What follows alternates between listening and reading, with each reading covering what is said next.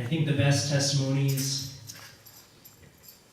aren't the crazy, I lived a life of drunkenness and sin and blah, blah, blah, now God has saved me, but the genuine ones where God found us in our sin. So, very moving, Tony. Thank you.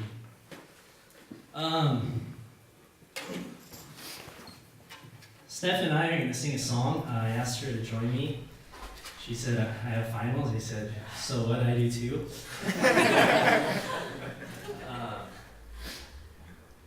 This is the first time the song is hearing public ears besides my girlfriend's ears.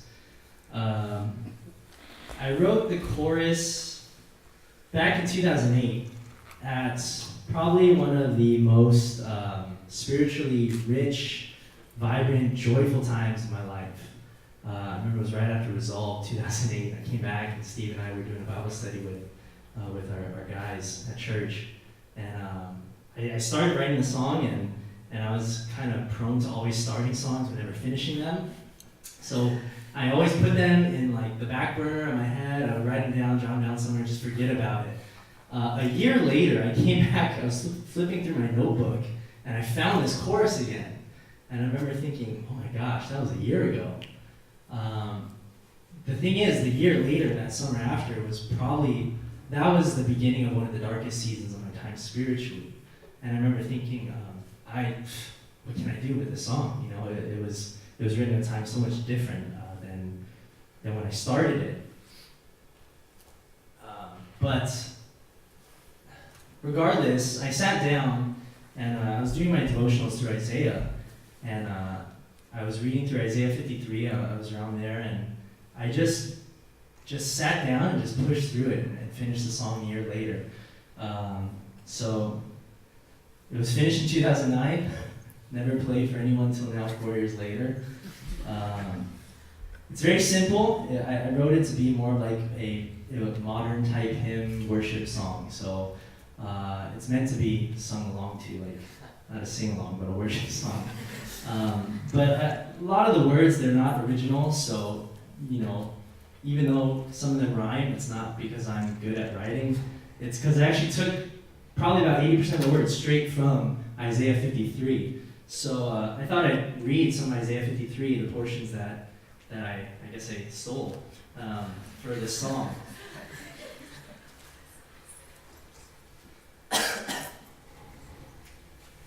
He was despised and rejected by men, a man of sorrows and acquainted with grief. And as one from whom men hide their faces, he was despised, and we esteemed him not. Surely he has borne our griefs and carried our sorrows. Yet we esteemed him stricken, smitten by God, and afflicted. But he was wounded for our transgressions. He was crushed for our iniquities. Upon him was the chastisement that brought us peace, and with his stripes we are healed. We all like sheep have gone astray. We have turned everyone to his own way. And the Lord has laid on him the iniquity of us all. He was oppressed, and he was afflicted, yet he opened not his mouth. Like a lamb that was led to the slaughter, and like a sheep that before its shearers is silent, so he opened not his mouth. Yet it was the will of the Lord to crush him. He has put him to grief. When his soul makes an offering for guilt, he shall see his offspring, he shall prolong his days. The will of the Lord shall prosper in his hand. Out of the anguish of his soul he shall see and be satisfied. By his knowledge shall the righteous one, my servant, make many to be accounted righteous, and he shall bear their iniquities. Because he poured out his soul to death, and was numbered with the transgressors. Yet he bore the sin of many, and makes intercession for the transgressors. Fear not, for you will not be ashamed. Be not confounded, for you will not be disgraced, for you will not forget the shame of your youth. And the reproach of your widowhood you will remember no more. For your Maker is your husband, the Lord of hosts is his name. And the Holy One of Israel is your Redeemer. The God of the whole earth he is called. For the Lord has called you, like a wife deserted and grieved in spirit, like a wife of youth when she is cast off, says your God. For a brief moment I deserted you, but with great compassion I will gather you. In overflowing anger for a moment I hid my face from you, but with everlasting love I will have compassion on you, says the Lord, your Redeemer.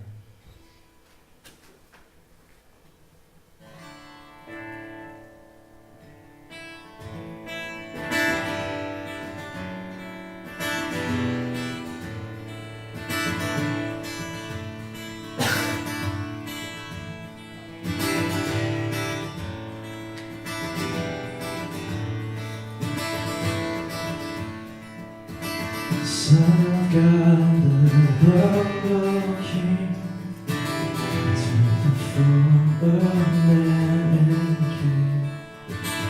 No glory or majesty, no beauty that we esteem, despised and rejected. With my griefs you're acquainted, and I turn from your glory, yet you reached out and showed me.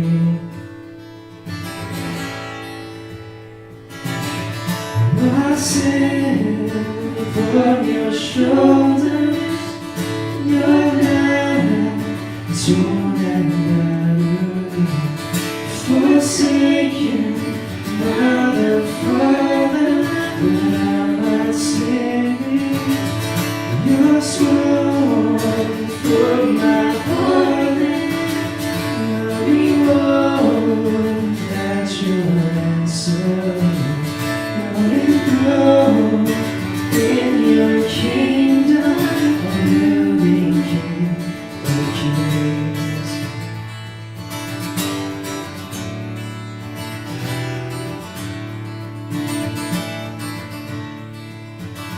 Surely as more I agree, just love and iniquities. He was punished to bring us peace. By His stripes we are complete. But like sheep, you're astray. We have turned to our own way. And the Lord laid upon Him the sins of the nations. My sin upon your shoulders, your light torn and battered, forsaken by the Father, and I'm not singing your scorn for my pardon, knowing all that you'll answer. Now enthroned in your kingdom, living King of kings.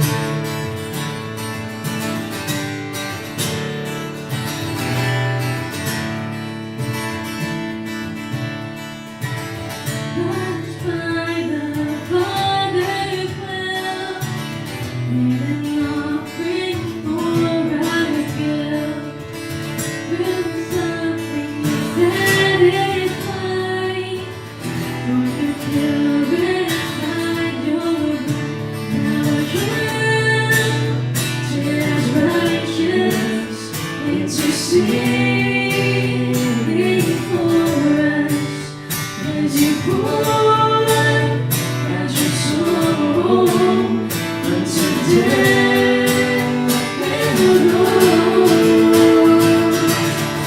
my sin upon your shoulders, your light torn and battered, forsaken by the Father, that I might sing your scorn for my pardon, mighty love that you'll answer.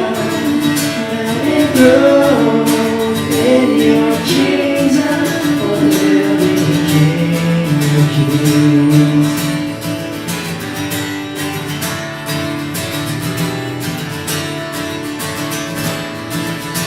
For the mountains may fall, and the hills be removed, but your love won't depart. For your covenant be moved.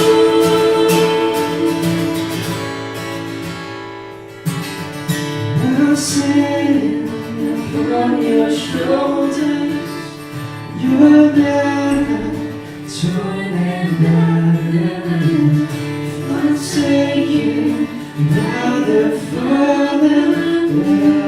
not singing your song for my pardon, my reward, my joy and sorrow. Now enthroned in your kingdom, I'm hailing King of Kings.